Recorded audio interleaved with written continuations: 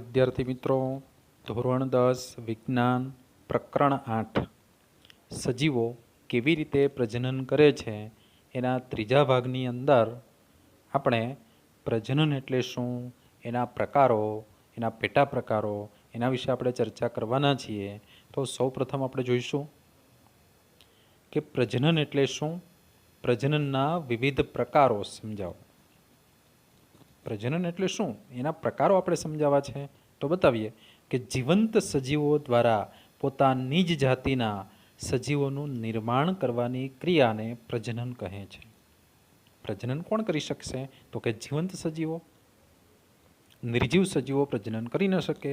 એટલે જીવંત સજીવો દ્વારા પોતાની જ જાતિના, પોતે જેવા છે એવા જ નવા સજીવોનું નિર્માણ કરવાની ક્રિયા એને કહેવાય છે પ્રજનન કહે છે. અને આ પ્રજનનના મુખ્ય બે પ્રકાર છે, અલિંગી પ્રજનન અને લિંગી પ્રજનન. તો અલિંગી પ્રજનન શું છે અને લિંગી પ્રજનન શું છે એને આપણે સમજીએ ટૂંકમાં. તો અલિંગી પ્રજનન કોને કહેશું? કોઈ લિંગી અંગોના ઉપયોગ વગર નવા સજીવોનું નિર્માણ થાય તેને અલિંગી પ્રજનન કહે છે. અલિંગી પ્રજનન એટલે એમાં કોઈ લિંગી અંગોનો ઉપયોગ થતો જ નથી. નરલિંગી કે માદાલિંગી આવા કોઈ અંગોનો ઉપયોગ થયા વગર જ નવા સજીવોનું જો નિર્માણ થતું હોય તો એને અલિંગી પ્રજનન તરીકે ઓળખવાય છે. આ તે સરળ પ્રજનન પદ્ધતિ છે. અને અલિંગી પ્રજનન છે એ પ્રજનનમાં સરળ પ્રજનન પદ્ધતિ છે. તેમાં ભાજન, અવખંડન, પુનર્જનન, કલિકા સર્જન, બીજાણુ સર્જન અને વાનસ્પતિક પ્રજનન જેવી પદ્ધતિઓનો સમાવેશ થાય છે. અલિંગી પ્રજનનની અંદર ખાસ કરીને અલિંગી પ્રજનન એક કોષી સજીવોની અંદર જોવા મળે, તેમજ એકદમ નાના સરળ રચના ધરાવતા બહુકોષી સજીવોની અંદર જોવા મળે અને કેટલીક નિમ્ન કક્ષાની વનસ્પતિની અંદર પણ અલિંગી પ્રજનન છે એ જોવા મળતું હોય છે. તો અલિંગી પ્રજનન છે પદ્ધતિ કેવી છે? તો કે અલિંગી પ્રજનનની અંદર ભાજન આવી શકે, અવખંડન આવી શકે, કલિકા સર્જન આવે, પુનર્જનન, બીજાણુ સર્જન અને વાનસ્પતિક પ્રજનન, આ બધા અલિંગી પ્રજનન પદ્ધતિઓના પ્રકારો છે. ત્યાર પછી આપણે જોઈએ બીજો પ્રકાર, લિંગી પ્રજનન, કે જેમાં લિંગી અંગોના ઉપયોગ દ્વારા નવા સજીવોનું નિર્માણ થાય તેને લિંગી પ્રજનન કહેવાય. તે પદ્ધતિ જટિલ પદ્ધતિ છે એમ કહી શકાય. અલિંગી પ્રજનન પદ્ધતિ સરળ પદ્ધતિ છે, જ્યારે લિંગી પ્રજનન પદ્ધતિ છે જટિલ છે, જેમાં નર જનન અંગ અને માદા જનન અંગ છે એનો ઉપયોગ થતો હોય. તો નરલિંગી અંગ અને માદાલિંગી અંગ એનું સમન્વય, એનું જોડાણ થઈ અને એમાંથી નવા સજીવોનું નિર્માણ થતું હોય તો એને લિંગી પ્રજનન તરીકે ઓળખવામાં આવે છે. ત્યાર પછીના પ્રશ્નની અંદર આપણે જોઈએ તો અલિંગી પ્રજનન એમાં સામાન્ય પદ્ધતિ છે ભાજન. તો ભાજન એટલે શું? ભાજનના વિવિધ પ્રકારો સમજાવો. અથવા તો એક કોષીય સજીવોમાં અલિંગી પ્રજનનની સૌથી સરળ પદ્ધતિ સમજાવો. એક કોષીય સજીવની અંદર સૌથી સરળ પદ્ધતિ હોય અલિંગી પદ્ધતિ, તો એ કઈ છે? ભાજન છે. એના વિશે આપણે સમજાવવું છે. તો એના વિશે જોઈએ. એક કોષીય સજીવો કોષ વિભાજન દ્વારા નવા કોષોનું નિર્માણ કરે. દાખલા તરીકે એક બેક્ટેરિયા હોય તો એમાંથી બે ભાગ થઈને બે બેક્ટેરિયા બને, ફરી પાછા એ વિકસિત થાય, ફરી પાછા એકમાંથી બે ભાગ બને. તો એક કોષીય સજીવો કોષ વિભાજન દ્વારા નવા સજીવોનું નિર્માણ કરે છે. તો કોષ વિભાજનની આ પ્રજનન ક્રિયાને ભાજન કહેવાય છે. આમાં કોઈ લિંગી અંગોનો ઉપયોગ થતો જ નથી, પણ એ જે કોષ છે એની અંદર બબ્બે અંગિકાઓ બની જાય, બબ્બે કોષ કેન્દ્ર બની જાય, અને પછી વચ્ચેથી ખાંચ પડીને એકમાંથી બે બની જાય કે એકમાંથી અનેક બની જાય. તો આવી સરળ પદ્ધતિ છે ને ભાજન તરીકે ઓળખવામાં આવે છે. તો આ ભાજન શેમાં જોવા મળશે? એક કોષીય, દાખલા તરીકે જીવાણુ, અમીબા કે પછી પેરામિસિયમ વગેરે જેવા જીવાણુ અને પ્રજીવો, સૂક્ષ્મ જીવાણુ હોય કે અમીબા જેવા પ્રજીવો હોય, આવા એક કોષીય સજીવોમાં અલિંગી પ્રજનનની સૌથી સરળ પદ્ધતિ ભાજન છે. કે ભાજન પદ્ધતિ છે ખૂબ સરળમાં સરળ પદ્ધતિ છે. ભાજનની બે રીત જોવા મળે છે. કઈ કઈ? તો ભાજનના બે પ્રકાર આપણે જોઈએ. એક છે દ્વિભાજન, એકમાંથી બે બને એટલે દ્વિભાજન, અને બીજી બહુભાજન, એકમાંથી અનેક બને છે તો એને આપણે બહુભાજન તરીકે ઓળખશું. તો એમાં દ્વિભાજન વિશે આપણે જોઈએ કે ઘણા જીવાણુઓ અને પ્રજીવો કોષ વિભાજન દ્વારા બે સરખા ભાગોમાં વિભાજન પામે છે. એને આપણે દ્વિભાજન કહીશું. ઘણા જીવાણુ, ઘણા બેક્ટેરિયા એવા હોય છે અને કેટલાક પ્રજીવો, અમીબા વગેરે જેવા પ્રજીવો એવા હોય છે કે એનું કોષનું વિભાજન થાય તો એક કોષમાંથી બે સરખા ભાગ બને, બે બાળકોષમાં વિભાજન પામે છે. આ પદ્ધતિને દ્વિભાજન કહે છે. દાખલા અહીંયા આપણે આકૃતિ બતાવી છે. તો અમીબા, અનિયમિત આકાર ધરાવતું અમીબા, એની અંદર વચ્ચેનું જે કાળા રંગનું આપણે કોષ કેન્દ્ર દેખાય એ થોડું લાંબુ બને. લાંબુ બનીને એમાંથી ધીમે ધીમે બેમાં વિભાજિત થાય. અંતે બે કોષ કેન્દ્ર બની જાય. કેટલીક અંગિકાઓ છે એ પણ બે બે થઈ જાય. ત્યારબાદ બંને વચ્ચે ધીમે ધીમે ખાંચ પડી, એમાંથી એક બાળ અમીબા બનશે, બીજો બાળ અમીબા બનશે. તો એક કોષમાંથી બે કોષ બને છે. તો આ પદ્ધતિ છે અમીબાની અંદર દ્વિભાજન પદ્ધતિ કહેવાય. ફરી પાછા બાળ અમીબા છે એ મોટા થઈ અને એમાંથી ફરી પાછા નવા બે અમીબા બનતા હોય છે.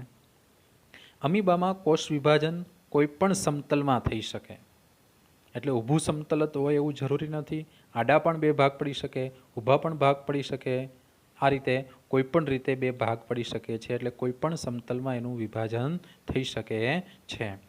કેટલાક એકકોષી સજીવોમાં શારીરિક સંરચના અલગ હોય છે.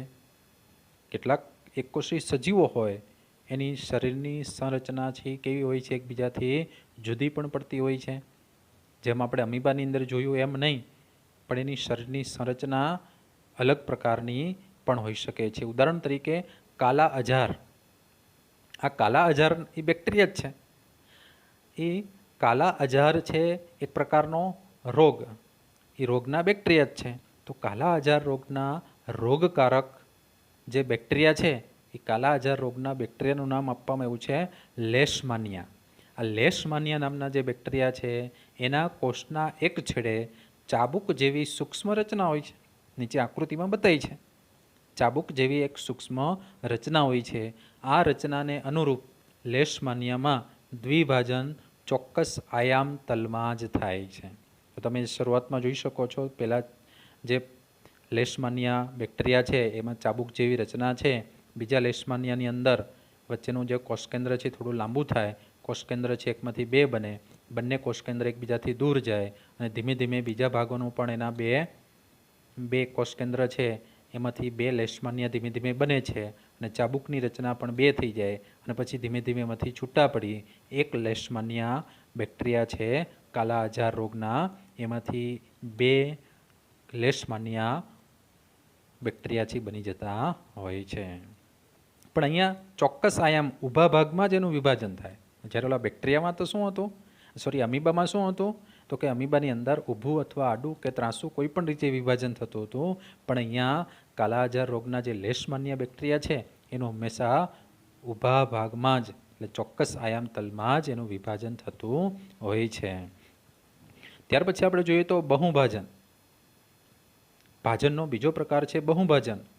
મેલેરિયાના પ્રોપજીવી પ્રજીવ પ્લાઝ્મોડિયમ એક સાથે અનેક સંતતિ કે બાળકોષમાં વિભાજિત થાય તેને બહુભાજન કહેવામાં આવે છે. મેલેરિયા રોગ વિશે આપણે જાણીએ છીએ. તો મેલેરિયા રોગ છે એના માટે કયો પ્રજીવ જવાબદાર છે? પ્લાઝ્મોડિયમ. તો પ્લાઝ્મોડિયમ છે એ અહીંયા આકૃતિમાં દર્શાવ્યો એ પ્રમાણે પ્લાઝ્મોડિયમની અંદર અનેક બાળકોષો બને, અનેક બાળકોષો તૈયાર થાય પછી મૂળ જે પિતૃ પ્લાઝ્મોડિયમ છે એનું જે બહારનું પડ છે, કોષરસ પડ, એ તૂટે અને નાના નાના પ્લાઝ્મોડિયમ અનેક છે એ બહાર નીકળે. તો એકમાંથી અનેક બાળ પ્લાઝ્મોડિયમ ઉત્પન્ન થાય. તો એકમાંથી અનેક બને છે. તો આ પદ્ધતિને બહુભાજન કહેવામાં આવે છે. તો અહીંયા આપણે ભાજન વિશે જોયું. હવે આપણે જોશું બીજી પદ્ધતિ છે અવખંડન. આ પણ કોની પદ્ધતિ છે આપણે એમ કહી શકશું? તો અહીંયા આપણે એમ કહીશું અવખંડન એ અલિંગી પ્રજનનનો એક બીજો પ્રકાર છે. અલિંગી પ્રજનનનો પહેલો પ્રકાર હતો ભાજન, એના બે પેટા પ્રકાર થયા દ્વિભાજન, બહુભાજન. જ્યારે અલિંગી પ્રજનનનો બીજો પ્રકાર છે અવખંડન. તો અવખંડન એ શું છે? કેટલાક બહુકોષીય સજીવો, ઉદાહરણ તરીકે સ્પાઇરોગાયરા, એટલે કે તંતુમય લીલા રંગની લીલ, એને આપણે સ્પાઇરોગાયરા કહીશું. આ બહુકોષી છે, એમાં અવખંડન જોવા મળે, અને અવખંડન દ્વારા નવા સજીવો ઉત્પન્ન થાય. પણ આ અવખંડન દ્વારા ઉત્પન્ન થતા નવા સજીવો એ પણ કેવા હોય છે? તો કે એ પણ અલિંગી પ્રજનન દ્વારા જ ઉત્પન્ન થયેલા હોય છે. તો આવી સ્પાઇરોગાયરા લીલ છે એ પરિપક્વતાએ, એટલે કે મોટી થઈ જાય, અમુક સમયે મોટી થઈ જાય તો પરિપક્વ થઈ જાય ત્યારે એના નાના નાના ટુકડાઓમાં અવખંડિત થાય. એના અહીંયા આકૃતિમાં બતાવ્યા પ્રમાણે એના ટુકડાઓ થઈ જાય છે. તંતુમય લીલ છે એ લાંબી પટ્ટી જેવી જ હોય, એના ટુકડાઓ થઈ જાય. આ દરેક ટુકડાને ખંડ કહેવાય. દરેક ટુકડાઓ થાય, સ્પાઇરોગાયરા નામની તંતુમય લીલ છે એના ટુકડાઓ થાય, એ દરેક ટુકડાને ખંડ કહેવાય. આ ખંડો વૃદ્ધિ અને વિકાસ પામી નવા સજીવોમાં પરિણમે છે. આ બધા જ ટુકડાઓ છે એ શું કરે છે? તો કે બધા ટુકડાઓ છે ફરી પાછા મોટા થાય. મોટા થાય એટલે ફરી પાછા એના સ્પાઇરોગાયરાના તંતુ બની જાય. તો એક તંતુ હતો સ્પાઇરોગાયરા, એમાંથી 3 ટુકડા થયા, તો 3 ટુકડા થયા તો 3 તંતુમય લીલ થઈ ગઈ. તો આ રીતે વૃદ્ધિ અને વિકાસ પામી નવા સજીવોમાં પરિણમે છે. આ પ્રકારના અલિંગી પ્રજનનને અવખંડન કહેવાય છે. અવ એટલે થતું રહેવું, ખંડન એટલે ટુકડા, એના ટુકડા થતા રહે અને નવા સજીવો ઉત્પન્ન થયા કરે. તો આવી પદ્ધતિ છે એને અવખંડન પદ્ધતિ તરીકે ઓળખવામાં આવે છે. હવે આગળ આપણે જોઈએ, પ્રજનન પદ્ધતિ તરીકે અવખંડન શા માટે કેટલાક સજીવો માટે કાર્ય કરે છે, પરંતુ બધા બહુકોષીય સજીવો માટે નહીં, સમજાવો.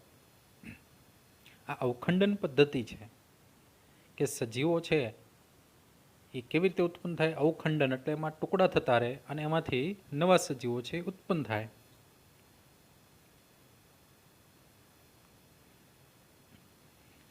ત્યારબાદ આપણે જોઈએ, પ્રજનન પદ્ધતિ તરીકે અવખંડન શા માટે કેટલાક સજીવો માટે કાર્ય કરે છે, પરંતુ બધા બહુકોષીય સજીવો માટે નહીં. આ વિધાનને આપણે સમજાવવું છે.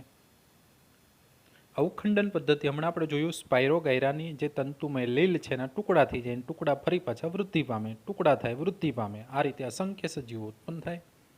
અલિંગી પ્રજનન પદ્ધતિ છે, પણ એ કેટલાક સજીવો માટે જ કાર્ય કરે છે, બધા બહુકોષીય સજીવો માટે નહીં.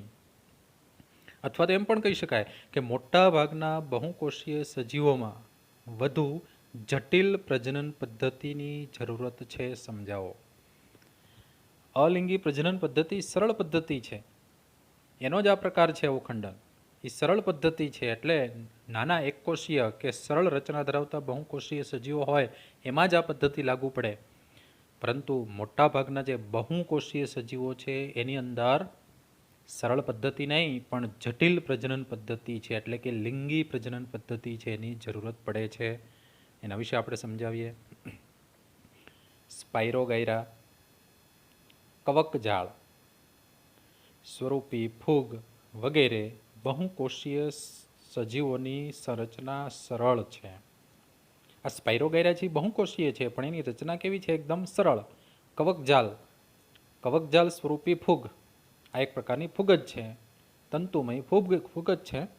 તો એ પણ બહુકોષીય છે પરંતુ એની રચના પણ સરળ છે. તેમાં પ્રજનનની સરળ પદ્ધતિ અવખંડન જોવા મળે છે. કઈ પદ્ધતિ જોવા મળે? અવખંડન. ભલે બહુકોષીય છે પરંતુ એની રચના સરળ છે એટલે અવખંડન પદ્ધતિ એમાં જોવા મળતી હોય છે. મોટાભાગના બહુકોષીય સજીવો ઉચ્ચ કક્ષાનું શરીર આયોજન ધરાવે છે. આથી આ સજીવોમાં જટિલ પ્રજનન પદ્ધતિની જરૂર છે. પણ જે બહુકોષીય, મોટાભાગના બહુકોષીય સજીવો છે કે જેની શરીર રચના જટિલ હોય, ઉચ્ચ કક્ષાનું શરીરનું આયોજન ધરાવતા હોય, વિવિધ પ્રકારના તંત્રો હોય, વિવિધ પ્રકારની પેશીઓ હોય, આવી જટિલ શરીરની રચના હોય માટે આ સજીવોમાં જટિલ પ્રજનન પદ્ધતિની જરૂર પડે. જટિલ પ્રજનન પદ્ધતિ કઈ છે? લિંગી પ્રજનન, એની જરૂર પડે. એમાં અવખંડન કામ આપે નહીં. મોટાભાગના સજીવોમાં વિશિષ્ટ કાર્ય માટે વિશિષ્ટ કોષો સંગઠિત થઈને પેશીનું નિર્માણ કરે છે. મોટાભાગના જે બહુકોષીય સજીવો છે કે જેની શરીર રચના જટિલ છે તેની અંદર વિશિષ્ટ પ્રકારના કોષો ભેગા થઈ પેશીનું નિર્માણ કરે અને આ પેશી સંગઠિત થઈ એટલે કે પેશીઓ ભેગી થઈ અંગનું નિર્માણ કરે છે. આ પેશીઓ અને અંગો શરીરમાં ચોક્કસ સ્થાને ગોઠવાયેલા હોય છે. દાખલા તરીકે આપણે જ આપણા શરીરની અંદર વિશિષ્ટ પ્રકારના કોષો પેશીનું નિર્માણ કરે, આ બધી પેશી ભેગી થઈ અંગનું નિર્માણ કરે અને આ પેશીઓ અને અંગો આપણા શરીરની અંદર ચોક્કસ સ્થાને ગોઠવાયેલા હોય છે. આવી જટિલ શરીરની રચના હોય તો આમાં અવખંડન એટલે કે અલિંગી પ્રજનન દ્વારા નવા સજીવો ઉત્પન્ન થઈ શકે નહીં. પણ આવી જટિલ શરીર રચનાની અંદર જે જટિલ પ્રજનન પદ્ધતિ છે લિંગી પ્રજનન એની જરૂર પડતી હોય છે. સજીવોમાં જુદા જુદા કોષ પ્રકાર જુદા જુદા વિશિષ્ટ કાર્ય કરે છે અને આવા જે જટિલની શરીર રચના હોય એમાં જુદા જુદા કોષના પ્રકારો, જુદા જુદા અંગો, જુદી જુદી પેશીઓ એ બધાનું કાર્ય પણ વિશિષ્ટ પ્રકારનું જુદું જુદું કાર્ય હોય છે.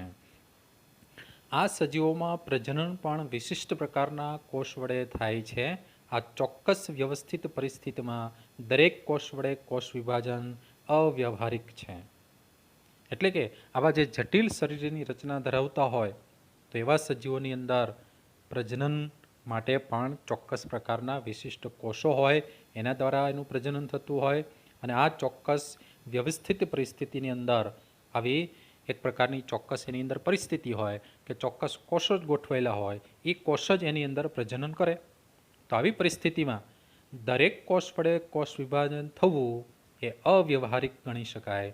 જેમ કે અલિંગી પ્રજનનની અંદર ભાજન હોય કે અવખંડન હોય એની અંદર દરેક કોષો છે એ કોષ વિભાજન કરતા હોય, પરંતુ અહીં જે લિંગી પ્રજનન છે એની અંદર એટલે કે ચોક્કસ કોષ વડે જ પ્રજનન થતું હોય એની અંદર દરેક કોષ વડે જો કોષ વિભાજન થાય યોગ્ય ન કહેવાય, એટલે કે અવ્યવહારિક છે એમ કહી શકાય.